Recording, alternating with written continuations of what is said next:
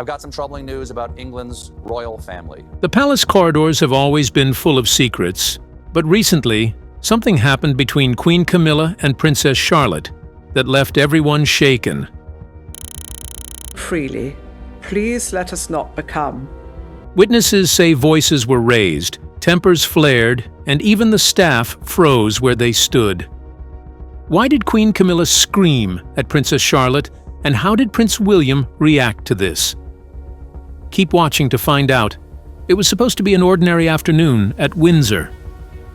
The Windsor corridors, renowned for their quiet dignity and stately portraits, had known decades of soft conversation, gentle protocol, and measured steps.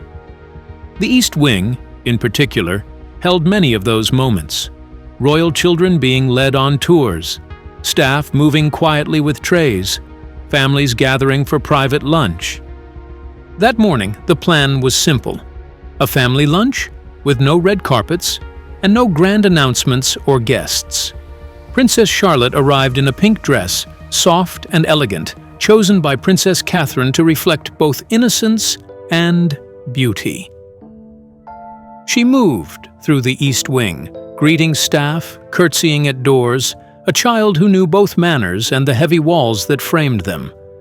But beneath the polished calm of the large palace halls, a storm had been brewing for months. Princess Charlotte had grown bolder lately. She had asked questions about her grandmother, the late Princess Diana. She had often lingered before portraits and quietly admired them. She said to Catherine just days ago, "Mom, maybe one day I'll wear something like Granny's." It was an innocent, heartfelt wish, but for some in that palace, too close to the wounds that had never healed. Catherine, ever patient, had allowed these conversations with Princess Charlotte. She believed her daughter had the right to know the woman who helped shape her father's heart. But that decision, it seemed, was about to spark a royal firestorm. Because that day, during what was meant to be a quiet family tea, Camilla heard Charlotte mention Diana's name. What followed would leave everyone in the room speechless. As the young princess made her way around the hallway, Camilla entered the hallway, escorted on either side by aides. She walked with regal bearing that made her look younger than her age, her face composed, her smile present but cautious. Charlotte noticed nothing different about her, but staff later reported she seemed off that day. Her customary glass of water went untouched. Her answers to her aides were clipped. Her eyes did not rest on the children, but flicked away, calculating. It was a small shift, but perceptible, as though she sensed tension before it spoke. By midday, the family gathered in the East Wing corridor. Portraits of former monarchs lined the walls, offering a silent witness to this unfolding drama. The children played under nanny supervision. Conversations drifted about garden works, upcoming royal tours, palace events. Then it happened. Queen Camilla's voice, loud and sharp, sliced through the calm. "Don't you ever mention her name again." The words rang out in clear authority. It was an angry demand, a cut across the image of family harmony. There was no mistaking it. The tone wasn't formal or restrained. It was urgent, exasperated, and loud enough to halt every footstep. It was as though time froze. Children halted mid-step. Staff stopped in their tracks. The halls, usually rich in decorum, now felt hollow and raw. In the hallway, Charlotte's face went pale. She backed slightly, her rose-gold shoes tapping on the marble. Her whisper, which had only been innocent earlier, had become a threat in Camilla's reaction. She was not the only one shocked. Every witness in that hall sensed the moment as it grew increasingly tense. It was obvious this was more than confrontation. It was an opening of old scars. Camilla turned and disappeared into a side room. The door closed behind her, sealing off her presence. But her words echoed, and the corridor seemed deserted. Charlotte stood frozen, her hands tight at her sides, her lips parted. She had expected only a gentle exchange. Not this. At that moment, she wasn't a princess. She was a child, stunned by a voice she'd been taught to respect. However, Princess Charlotte had no idea that although she was now the queen of the new king, Camilla had been feeling increasingly overshadowed. Ever since the late queen's passing, public sympathy seemed to lean toward Catherine, the Princess of Wales. Her grace, her warmth, and her quiet strength reminded many of Princess Diana, and that comparison didn't sit well with the new queen. Behind closed doors, it was said that Camilla often bristled at the mention of Diana's name, especially when it came from the younger royals. Charlotte, who had merely uttered something innocent, possibly referencing Diana, was left stunned. Her face, pale with confusion, held none of the childish rebellion often seen in royal children. It was the look of someone who had been shocked by a thunderclap they didn't see coming. Whatever words she had spoken, they had touched a live wire buried deep in Camilla's past, and although none of the cameras caught it, those who were present would later say that it wasn't just a moment. It was a rupture, one that sent quiet tremors through the palace and reached the ears of a father just rooms away. What happened next was not only nerve-wracking, but unbelievable. The stillness that followed Queen Camilla's outburst was unlike anything the East Wing had ever known. The air felt heavier, not from grandeur or tradition, but from something far more human: fear. Princess Charlotte stood frozen near the tall bay windows, her small hands clenched tightly at her sides. Her lips parted slightly, but no words came. She wasn't used to being shouted at, and certainly not by someone who wore a crown. The corridor, usually filled with gentle footsteps and hushed courtesies, had turned into a soundless void, interrupted only by the sound of palace staff scrambling to appear invisible. What Camilla had said echoed longer than the words themselves. It wasn't just that she had raised her voice. It was how she had said it, with a sharpness that startled even those accustomed to the often cold diplomacy of palace life. "Don't you ever mention her name again?" There was venom in the syllables, the kind that isn't born from offense but from buried guilt or unresolved history. Charlotte didn't understand all the layers behind it, but she understood pain when she saw it. And for a moment, she stood there not as a princess, but as a child wounded by the unexpected fury of an adult she was told to respect. It wasn't long before footsteps approached from the adjoining hallway. A private aide who had been retrieving briefing documents from the drawing room paused at the sight. She took one look at Charlotte's expression and knew something had gone terribly wrong. Another member of staff appeared just moments later, exchanging a glance that said everything words couldn't. Neither dared speak. To intervene would be to step into a battlefield far above their station. Camilla, sensing the sudden awareness of her actions, turned sharply and disappeared into one of the private side rooms. The door closed behind her with an unsettling finality. It was her way of regaining control, removing herself before the situation escalated further. From the far end of the hallway, Catherine appeared. She had heard raised voices and stepped forward, her instinct immediate and protective. Her gaze swept over Charlotte, then the staff, then the door. She didn't ask what happened. She didn't need to. The air told the story. She knelt and placed both hands on her daughter's arms. "It's all right, darling," she whispered. But Charlotte didn't answer. Her small fingers clutched the fabric of her mother's sleeve tightly. Within minutes, word had traveled faster than decorum could stop it. Whispers echoed through the East Wing. The Queen Consort raised her voice. "At the princess. Something about Diana." The whispers were hushed, but the damage had already begun to bloom. According to palace insiders, the next exchange began innocently. Charlotte, sitting beside her mother at lunch, had picked up an old photograph from the table, a black-and-white portrait of Diana that William kept close. Was she really As kind as everyone says?" Charlotte asked softly, her eyes full of curiosity. Before Catherine could answer, Camilla's loud voice cut through the air. "You mustn't dwell on the past, dear. The family has moved on." The words were meant to sound gentle, but there was an edge to them that couldn't be hidden even from the children at the table, one that Catherine immediately noticed. She reached for Charlotte's hand, offering reassurance, as a look of discomfort took over her face. Everyone expected the young princess to back down, but Charlotte, bold like her father, pressed on. But she was Daddy's mummy. "Why can't we talk about her?" Her voice was small but strong, carrying a tone of defiance and genuine confusion as she looked at her grandfather's wife. The silence that followed was suffocating.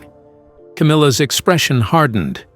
"Because it causes pain, darling," she replied, "and some things are better left unspoken." Witnesses say Catherine's composure faltered for the first time. Her lips parted slightly as if she was about to speak up, her hand still resting protectively over Charlotte's. The tension in the air was unmistakable.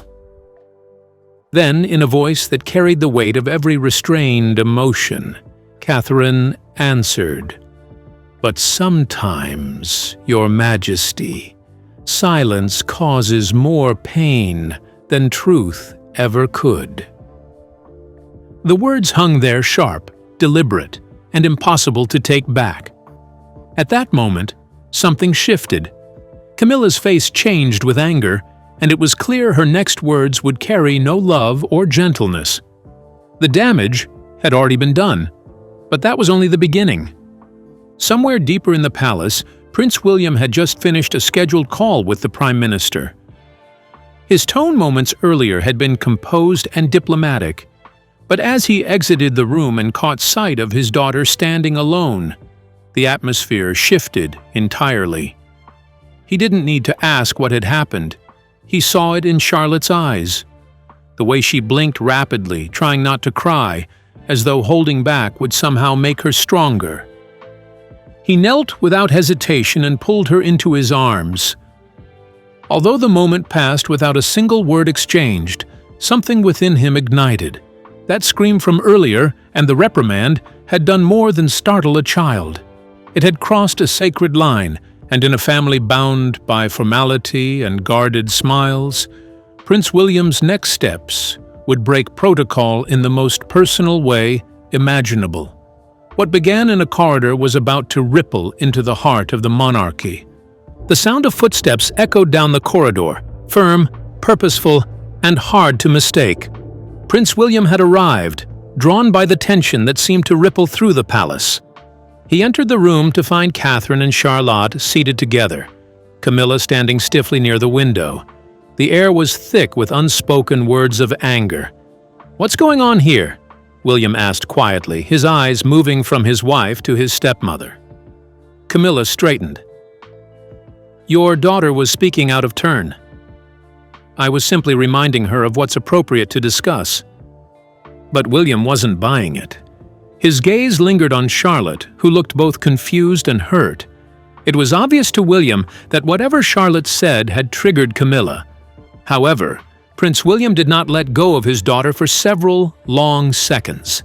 He held her as if shielding her from the very walls around them, as if silence itself had betrayed her. When he finally looked into her eyes and asked gently what had happened, Charlotte's voice came out small, barely above a whisper.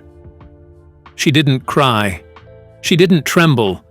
But the words she spoke would crack the already fragile mask of civility resting over the Windsor household. "I only said I liked Granny Diana's picture," she murmured, "and that I wanted to wear something like hers when I grow up." At that moment, Prince William's eyes met Catherine's, and in that brief glance, he seemed to understand everything. There it was, the spark that had lit the fuse, a name that still lingered in the palace like a ghost refusing to rest. Princess Diana, a figure of memory, myth, and maternal love. To most of the world, she was the people's princess. To Charlotte, she was simply the grandmother she never got to meet, but who lived in the photographs that decorated the private family wing. There was one portrait in particular where Diana was in a powder blue dress with a smile that seemed to know more than it revealed. This captured Charlotte's imagination. She had pointed to it earlier that morning, asking her mother if she could someday wear a dress like that. Catherine had smiled. She had said yes. But when Camilla heard the comment later, perhaps in passing, perhaps repeated innocently in the corridor, something inside her had unraveled. The tension from earlier made sense now. The clenched jaw, the too quiet demeanor. Camilla had spent decades trying to escape Diana's shadow, only to find it whispered back to her through the voice of a child. The very child who would one day stand closer to the throne than she ever would. And in that moment, all the quiet resentment, all the rehearsed restraint, dissolved. Camilla's voice had lashed out, not just at Charlotte, but at the memory that haunted her legacy. William's face tightened as Charlotte recounted what happened, not in anger, but in something deeper, a mix of sorrow and disbelief. He knew the weight his mother's name carried in these halls. He'd felt it most of his life. But to hear that it had been used to shame his daughter, a child whose only crime was admiration, was beyond comprehension. And it was then, standing in the same corridor where his parents had once walked during fractured moments of their own marriage, that William made a decision, one that shocked everyone who heard of it. His eyes went back to Camilla, who sat at the table, a glass of water on the table before her, untouched. Her posture was tense, her eyes unfocused, staring at the gardens as though they held her excuse. Why? William's tone wasn't raised, but the weight in it was sharp. She's 7 years old, and you yelled at her. Camilla inhaled deeply, but didn't meet his eyes. She was talking about Diana again. About her being her grandmother. And? William's reply came instantly. She is indeed her grandmother. Camilla's lips pressed thin. You don't understand what that name does in this family. The Queen dash. He cut her off. The Queen respected my mother more than anyone knows. And if my daughter wants to remember her, she will. No one, not even you, will silence that. I'll decide what's appropriate for my children, he continued evenly, his voice low but unyielding. Camilla blinked, taken aback by his show of anger and protectiveness towards his daughter. William, I didn't mean to raise my voice. But he cut her off. No, enough. The firmness in his tone was the same one that once defined his late mother, that quiet authority born not of title, but of conviction. For a moment, no one moved. The only sound was the soft ticking of the clock on the mantelpiece. And though no one dared say it aloud, every person in that room knew the line had just been drawn. However, what happened after would take the royal household by surprise. After the confrontation, Camilla retreated to her private quarters, visibly shaken. She had never expected William to defend Catherine so openly, not in front of the staff, not in a moment so raw. Meanwhile, Catherine stayed back with Charlotte, whispering softly to calm her daughter. You did nothing wrong, my love, she assured her. Never be afraid to ask about family. That one sentence, simple and unembellished, carried the weight of his entire lineage, and the line he had just drawn in the marble floors of Windsor. But the story wasn't finished. Not yet. Word had already begun to spread. In a palace where whispers moved faster than couriers, it took little time before a senior aide informed King Charles. Later that evening, word of the confrontation spread quietly through the palace halls. Staff members spoke in hushed tones, unsure how long the tension would linger. Behind palace walls, it wasn't just a disagreement, it was a power shift. For years, Camilla had tried to cement her position as queen, but this moment exposed how deeply Diana's shadow still lingered. And for the first time, Catherine's quiet strength had stood in open defiance. William's loyalty to his family was clear. His protectiveness of his wife and children mirrored everything the late Princess Diana once embodied. That night, the palace felt unusually cold. Behind the doors of her private sitting room, Queen Camilla sat alone, a half-finished glass of wine beside her. The confrontation replayed in her mind: Catherine's calm defiance, William's unwavering stance, and Charlotte's innocent question. For years, she had fought to be accepted, to move beyond the shadow of her past. Yet one afternoon had undone what took decades to build. The ghost of Diana still haunted her, and through Catherine and her daughter, that ghost had found a new voice. She confided in one of her oldest aides that night, admitting, "It's always her. Even now, after all these years, it's still Diana." Outside her chamber, the staff whispered carefully. Some pitied her, others didn't.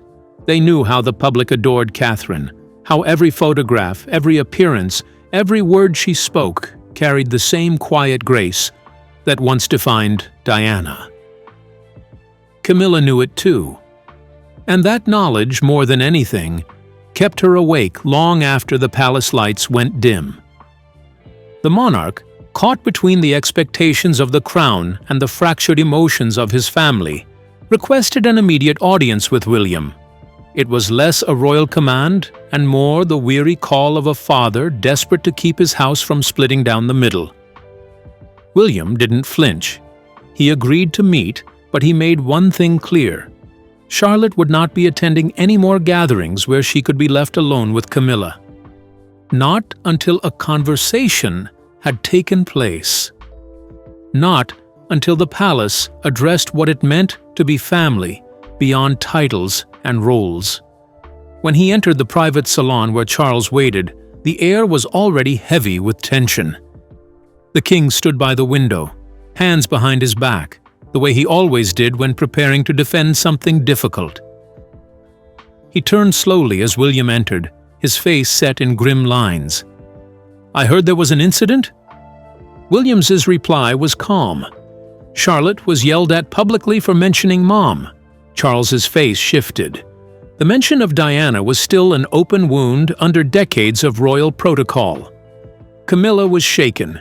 He offered, "She's sensitive about those comparisons." William stepped forward. "And my daughter is 7. She admired a photograph that shouldn't end in humiliation." The room held its breath. Charles said nothing for a moment, then almost too quietly he muttered, "Everything we've built depends on balance, William." William's eyes didn't move. "Then maybe it's time we stop building around silence."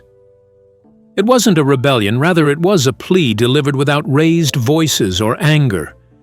And in that moment, Charles saw not only his heir, but a father, a husband, and a son, still carrying the weight of a woman the world refused to forget. And neither, it seemed, would her grandchildren. Camilla remained asleep in her room, but dawn was coming, and with it, consequences she hadn't yet imagined. After the confrontation with King Charles, Prince William returned, not with triumph, but with quiet resolve. He didn't need an apology to understand the wound had been made, and he didn't expect Camilla to grasp the full gravity of what had been broken. But he did expect boundaries to be respected and Charlotte's dignity to be guarded more fiercely than ever. And if the palace wouldn't draw that line, then he would. Catherine said nothing when he returned to their private quarters. She didn't need to. Her silence was its own language, fluent in glances and stillness. She had remained with Charlotte through the entire ordeal, her presence unwavering, her arms wrapped gently around her daughter's small frame. Not once did she raise her voice or ask Charlotte to forget what happened. Instead, she gave her the one thing every child needs, more than protocol protection without condition. Later that evening, the family sat together in a small salon rarely used for anything beyond late-night tea. George and Louis had joined them, unaware of the details, but sensing something unspoken. Charlotte remained close to her mother's side, quieter than usual, her expression thoughtful. Catherine ran her fingers through her daughter's hair while William watched, his thoughts still tangled in the afternoon's events. Then came the moment that would echo longer than anything Camilla had said. A scheduled family photo was to be taken the next morning, one of those ceremonial shots that would be released to the press, portraying unity and stability to the world. The arrangements had already been made. Everyone was to be dressed in coordinated tones, posed in one of the palace's many manicured gardens. Catherine looked over the notes, the wardrobe suggestions, and the timings. She folded them neatly and placed them aside, and then she made a decision, one that changed everything. The next morning, when the family stepped out for the photograph, Catherine appeared in a pale blue coat dress nearly identical in shade and silhouette to one of Diana's most beloved outfits. It wasn't a coincidence that Charlotte, too, wore blue, the same powder hue. Her hair was pinned back delicately, just like the portrait she had admired. She stood beside her mother with quiet grace, her eyes holding more steadiness than the cameras could capture.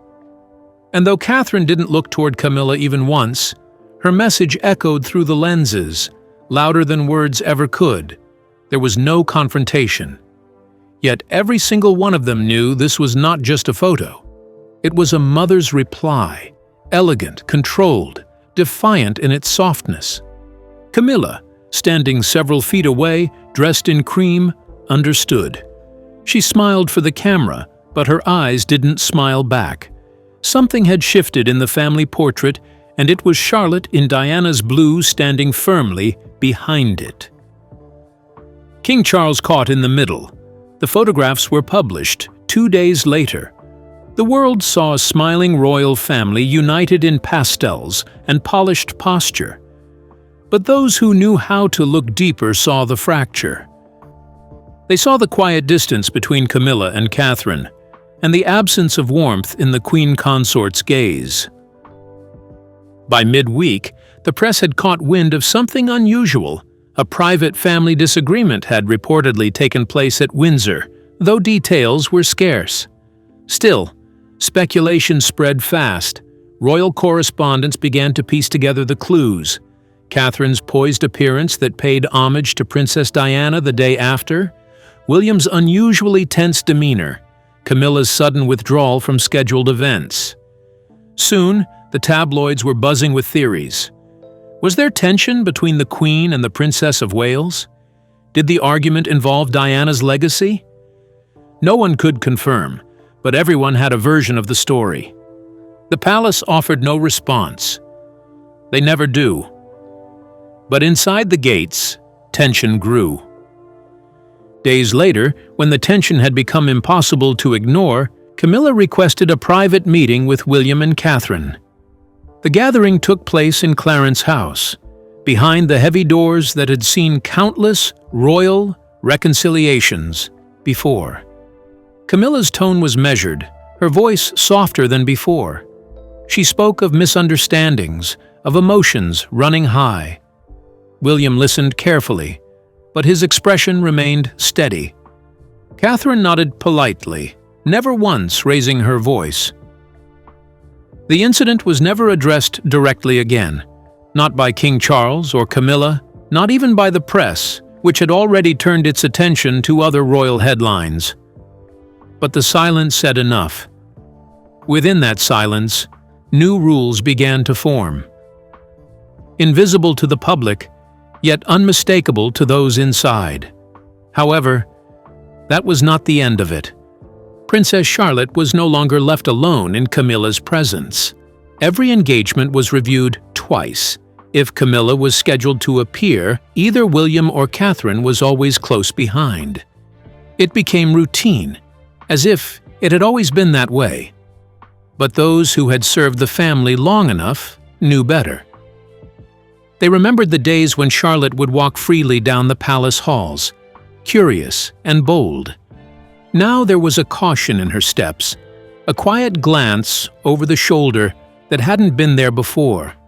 And while she still smiled, it was a softer smile. The kind children learn when they begin to understand that not every adult in their world is safe. But that was not the most shocking part. Catherine, too, was different. Her expressions in public grew more composed, more deliberate, and every choice she made seemed to carry a singular message of protection without negotiation. William, for his part, retreated from palace politics. He fulfilled his duties with poise, but with distance. Whatever bond he had once tried to build between his father and his stepmother had been quietly laid to rest. His loyalty was now singular and firm. His wife, his children, and his late mother's memory. And Camilla, she returned to her role with the grace expected of a queen consort, but the ease was gone. She had always known there were rooms she would never fully belong in. But now, added to those rooms was inside the heart of a little girl who had looked at a photograph and seen a hero. Thank you for staying with us. What do you think of Princess Catherine's reaction? Do you think Prince William made the right decision by defending his family? Share your opinions with us in the comments. Remember to like, share, and subscribe for more. Also, click the following video shown on your screen. You will enjoy it.